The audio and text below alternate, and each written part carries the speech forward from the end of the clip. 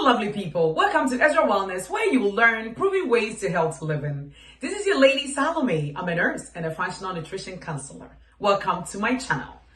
I see that I have some new subscribers. I say thank you so much for subscribing to my channel, helping us share this knowledge, and we are growing healthy together. Thank you for subscribing, and please share this video, like it, and subscribe. Well, in today's video, I'm talking about how to lose weight without you having to count calories. So let's dig right in.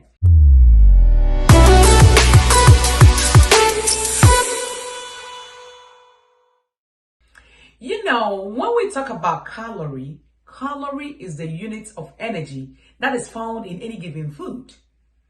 So because of this, most people do focus on the amount of calories in the specific foods. This one had 100 calories, I cannot have this. This one had this, I cannot have that. But in today's video, I want you to focus not on the calorie, on the packaging per se, but what kind of food is in that package.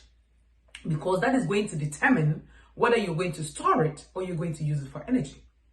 So now, let's look, for instance, 1 gram of carbohydrates is 4 calories. 1 gram of protein is 4 calories. 1 gram of fat is 9 calories. So just looking at them, you might think that when you eat fat, that means you get fat because they have the most calories. But that is not the case. The thing is that our bodies is regulated by hormones. So it's hormones that regulate whether you lose weight or you gain weight. It's not necessarily the calories that you're taking in. So, with that said, when we look at the hormone that really regulates whether we gain or lose weight the most is insulin. So, with these calories that I talked about, carbohydrate, protein, and fat, even though fat have the biggest calorie, fat is the one that have the least effect on insulin stimulation. How is insulin released? Anytime we eat food containing carbohydrates, your rice, your bread, those stuff, and your blood sugar goes up, insulin is released to make sure that the blood sugar goes down. Because high blood sugar is not good for all the bodily cells. So this is what happens anytime we eat. So with these 3 food groups, carbohydrate is the one that stimulates insulin the most, followed by protein, and then fat is the least. Because of the way that fat is metabolized in the body. Fats always bypass the liver. It's absorbed directly into our lymphatic system when we eat them. Because of that, its effect on insulin is very minimal. With that said, insulin, anytime that it's released, is telling our bodies to store fat.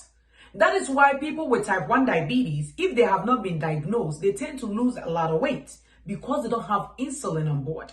So those of us who are normal per se, when I say normal, I'm talking about we've been healthy, anytime we eat, that's what happened. So if you're looking to lose weight, your attention should be on the kind of food more than the calorie in the food.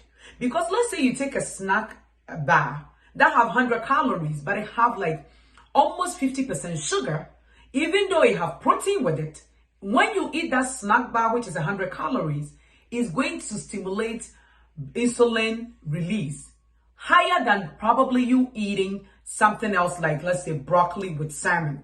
Because at the end of the day, the broccoli with salmon might be higher calorie, but because of the kind of food they are not going to stimulate your blood insulin the same way that the little snack, which is 100 calorie, would do. Because of that, if you're watching me, and you're somebody who is so worried and focused on counting calories, please don't worry about the calorie. Worry about the kind of food that is in the calorie. That is fat, protein, or carbohydrates. And carbohydrates is the one that stimulates insulin the most. So even though it's low calorie, but it have more carbohydrates, it's going to stimulate insulin the more. So I want to let you know that you don't want to focus on counting calories. Focus on the kind of food that is also in that calorie. And that is what causes weight gain or weight loss the most. So if we are not counting calories, Then what are some of the things that we could do that could help us to lose weight, or those of us who have lost it, maintain the weight? One, I've already talked about the food. I want you to stop snacking. A lot of people snack a lot throughout the day. After breakfast, they snack at 10, at 11, they have candy. Anytime that you have anything, even that it's a small cookie, a candy, because they have carbohydrate in it, is going to stimulate the release of insulin. And when insulin comes, possibly of you storing is coming. So don't say, oh, I don't eat, I snack here and there. You will continue to gain weight, even though you're not eating much, but you're snacking all the time. Because anytime that we don't snack, we give our body the time to go in and use the storage that we have. Point number 2 that I want to make, if you're not counting calories, what you do to lose weight is fasting. Make sure you introduce intermittent fasting, because fasting helps us to use up the fat that we've stored in our body. The fat that we have carrying around is not there for life. It's there for your body to use it the times that you are not eating.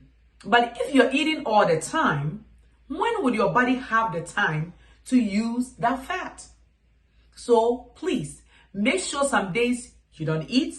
Give your body the time to use up the fat that you've stored, and that will help you to lose weight.